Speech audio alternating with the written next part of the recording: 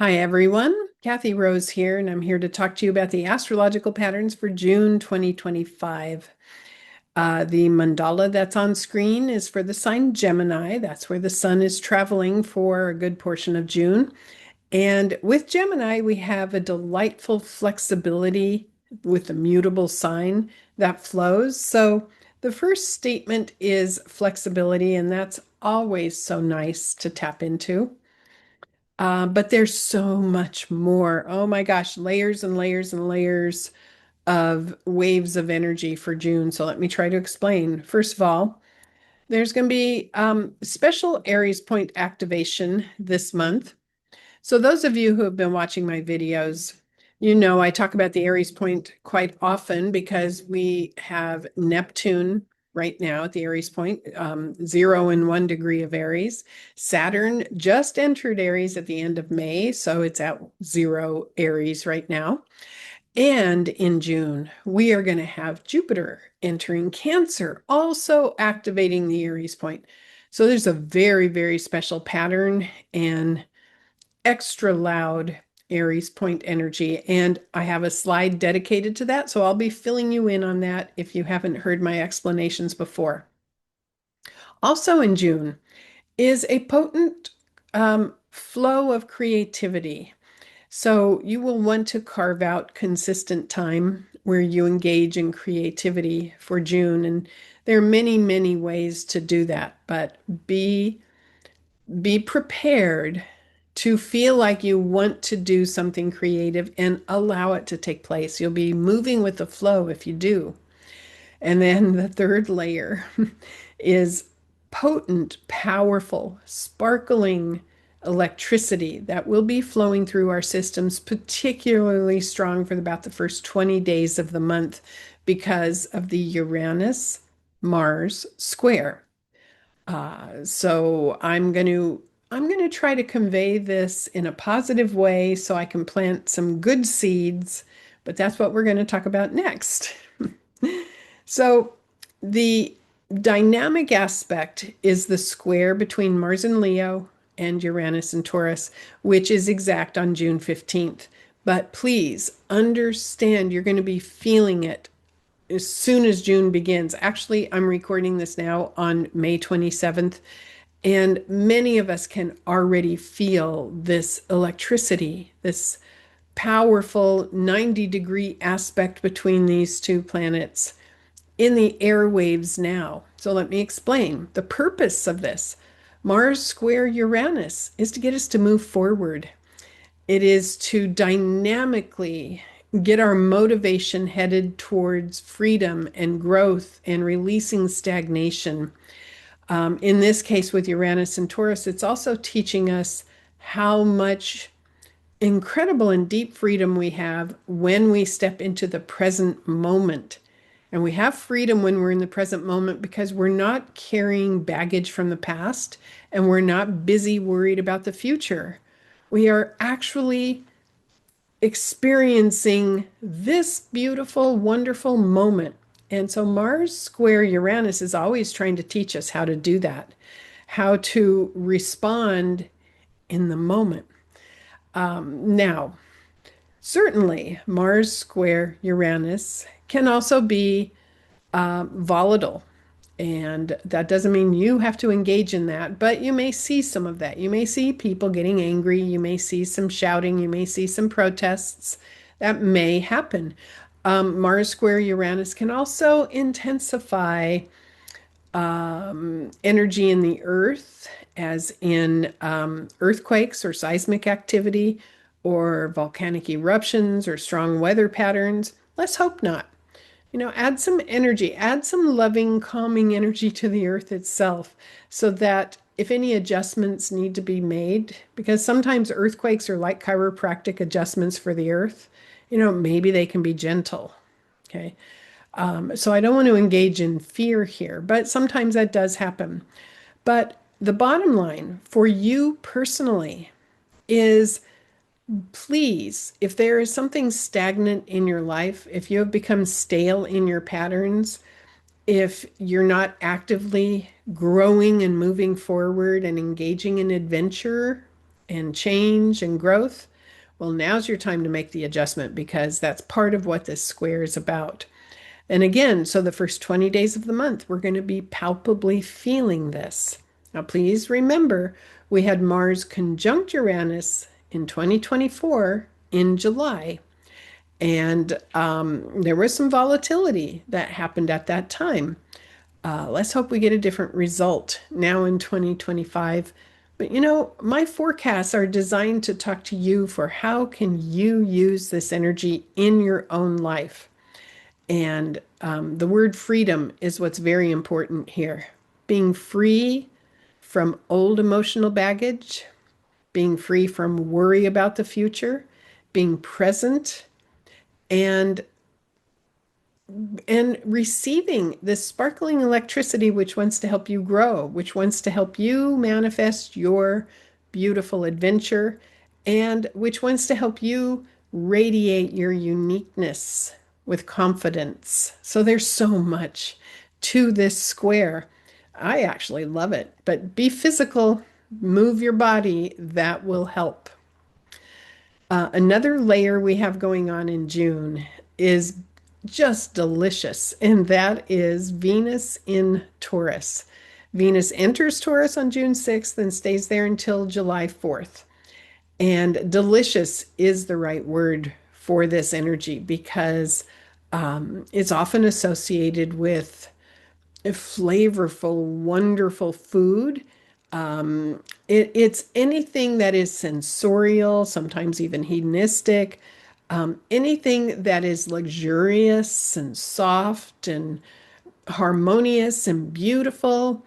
So during this Venus and Taurus time, first, Venus is the planet that is aligned with how we connect with each other. While Venus is in Taurus, this is a great time to be engaging in lovingness, whether that's compliments, whether that's just giving your friend a hug, anything where we are really living with that flow of harmony and beauty and grace. That's Venus and Taurus. I mean, this is so wonderful. Enjoy it. It's for about a month, and you want to let it fill your cells. On top of all this, we have another beautiful signature, and that is the planet Jupiter, which is the planet of expansion, entering Cancer on June 9th. And so, right about that time, first of all, Jupiter will be at the Aries point because Cancer is a cardinal sign. So, the next slide, I'm going to talk about the Aries point part of this.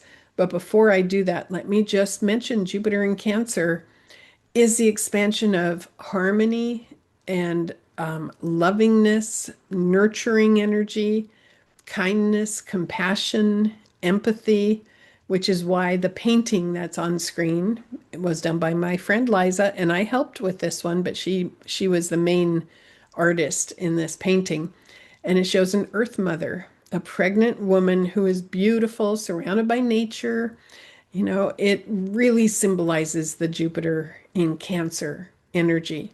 So, first of all, mother yourself, nurture and comfort yourself, and understand that those frequencies, those vibes will be flowing through us all to nurture and comfort others also. Now, I just had a grandchild come into my world. My daughter gave birth in April.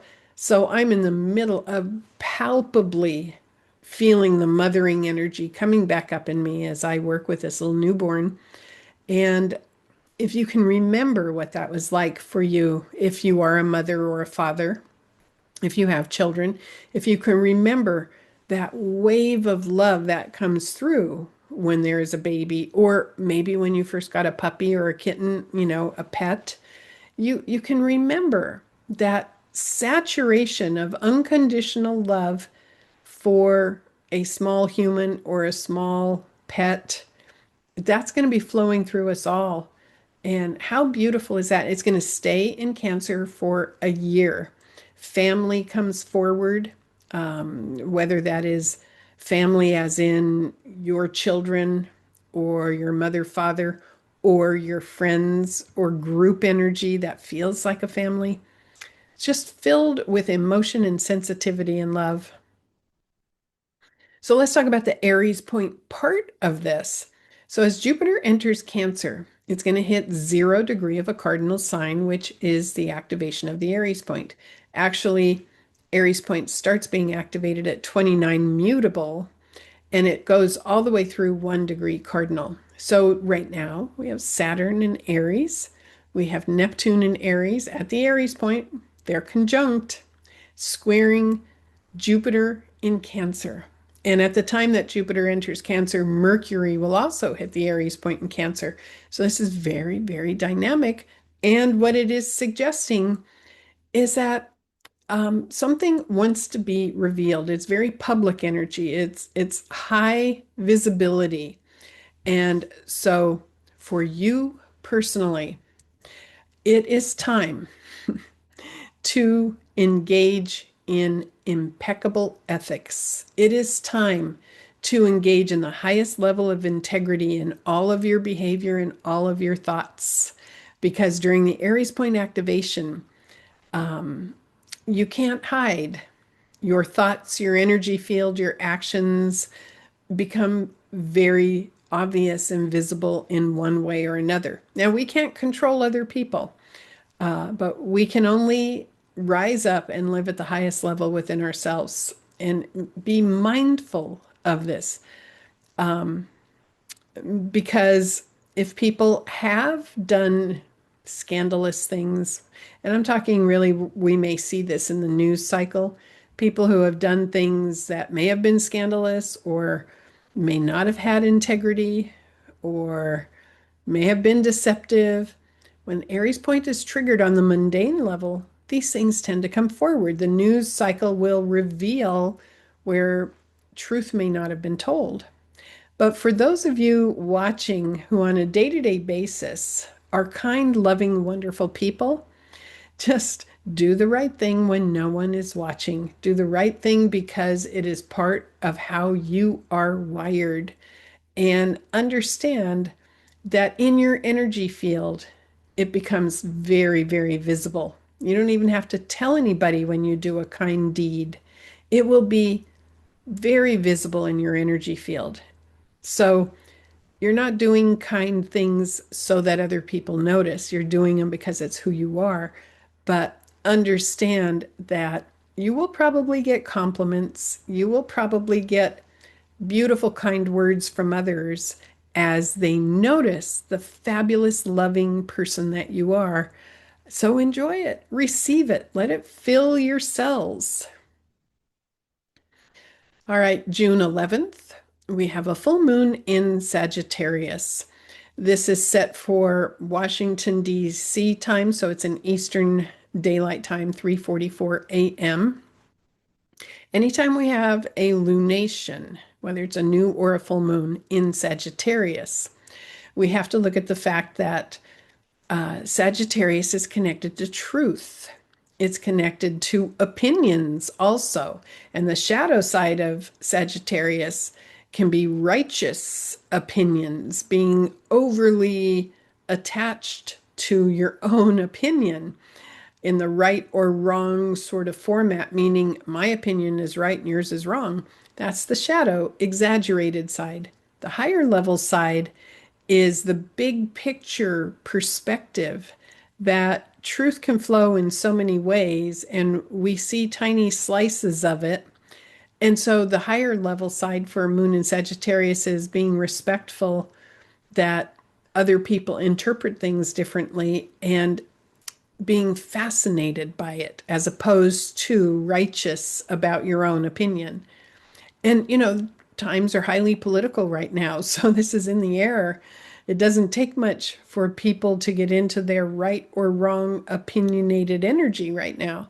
So during this full moon, elevate a bit and remember the fable where there were the blind men touching the elephant, and they all were touching a different part of the elephant. And so they described the same animal in many different ways.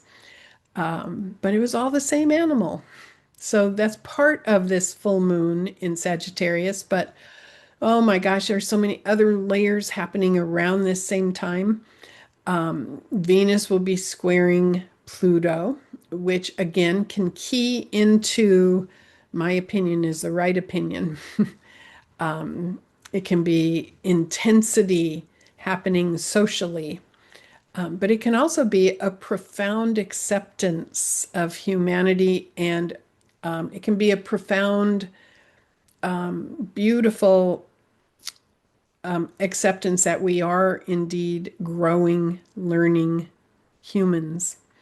But during this full moon, you see Jupiter in Cancer conjunct Mercury will be squaring Saturn and Neptune. I mean, so we get this full dose of mothering Jupiter energy working with Saturn and Neptune in Aries, which is about confidence, which is about self-sufficiency, which is about courage.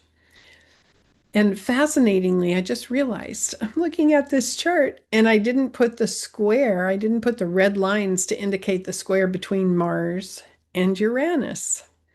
And maybe there's a reason for that. And maybe it would have just been overwhelming to have all those red lines, but Mars and Uranus are square. It's building to being exact on June 15th, as you remember. So we've got that level of freedom happening, the awakening, the electricity. So there are so many layers to this moon in Sagittarius. I would recommend, as part of what I said about Mars Uranus square, make sure you're getting enough exercise and fresh air and sunshine. Make sure you are doing something productive physically, whether that's landscaping or building something or moving your furniture around, something productive that you can measure that burns off excessive electricity, that gives you a strong sense of confidence and feeling good about your accomplishment. So, this is going to be an interesting full moon that's taking place. We also, in June, have, of course, the Cancer solstice. So, in the Northern Hemisphere, this is the first day of summer. In the Southern Hemisphere, it's the first day of winter. This is when the sun is hitting the Aries point at 0 Cancer. So, again, another Aries point activation. So, the sun will be conjunct Jupiter for this solstice, squaring Saturn, Neptune. Now, this chart is set for Washington, D.C., and we have planets on angles, which seems to suggest that it will be a very active and potent time in the United States, right around the time of the solstice. This solstice will happen when just after Mars has moved into Virgo. So it will have finally completed that long transit in Leo, and Mars will be in a sign that is very service oriented. So we won't be feeling as much of that dynamic tension between Mars and Uranus because of that sign change. But, you know, this is saying that there may be some important policies, there may be some important movement that's happening politically or with the people in the United States around the time of this solstice. And well, I always want to focus positively. I don't want to engage in fear and I don't want to engage in negativity because what we say and where we put our energy energizes that very reality. So I'm going to be hoping, and I think it is actually quite possible with Sun Jupiter conjunct in Cancer. I'm hoping that maybe there is some peace that's negotiated with countries that are fighting with each other, or agreements that are reached that are harmonious. I'm hoping that would be wonderful, right? Let's just energize that. Why not? But certainly it's going to be a time to stay grounded during the entire month of June, but particularly around the solstice, because Uranus is at the last degree of Taurus and Venus is there. Mars will be in Virgo, which is also an earth sign. So stay grounded. Now, this is a painting that I did. It was one of my first, well, it was absolutely my first large painting. And I vividly recall buying this very large canvas. I think it was 60 inches across, and I had to put it on an easel in my garage. And I had to face the fear of making a mistake and just start painting. And I was not an experienced painter at all. I didn't know what I was doing. And I remember just centering in myself and grounding myself into the earth and asking what wanted to come forward onto this canvas. And it was this big, I call it the love tree because the roots have little hearts, grounded in love, Mother Earth coming up, and then blooming love and hearts. Um, and it's a fertile tree.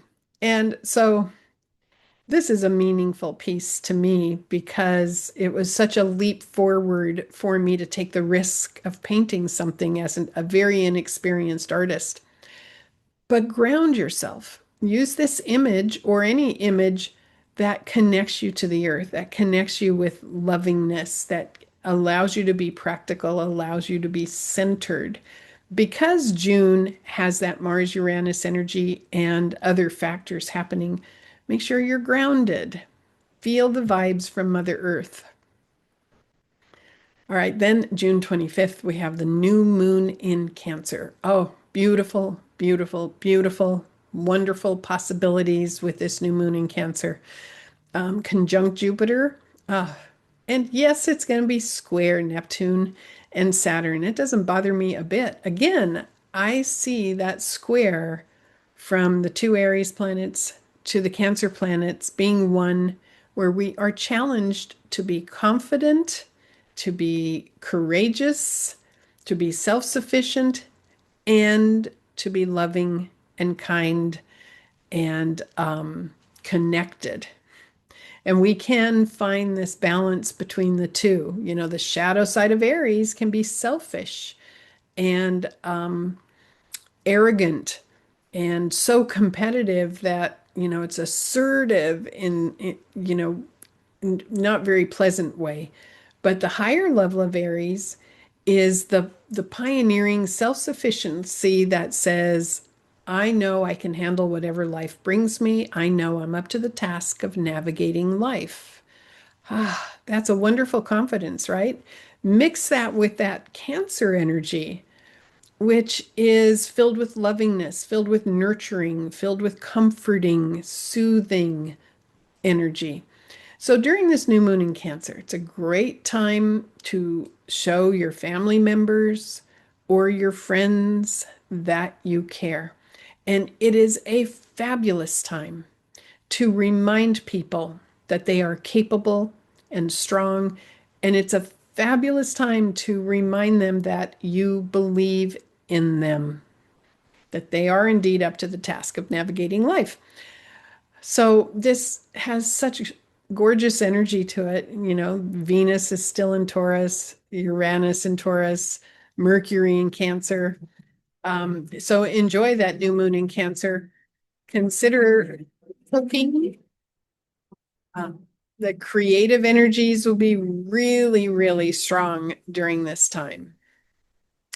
All right, so we are at the end of the month now, and my final thoughts are obvious. Look on screen and you see the little Snoopy dog doing his happy dance. Choose happiness this month.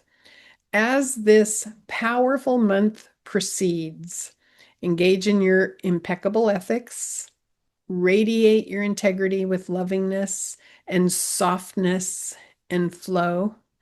Nurture and comfort others with your smile, with your actions, with whatever you can offer that helps add some mothering, comforting, loving energy in the world. And believe in yourself. Radiate your good energy because it helps the world in so many ways. All right, so as always, I send you much love and many, many blessings for the month of June. And I look forward to seeing you at the July forecast. Bye for now.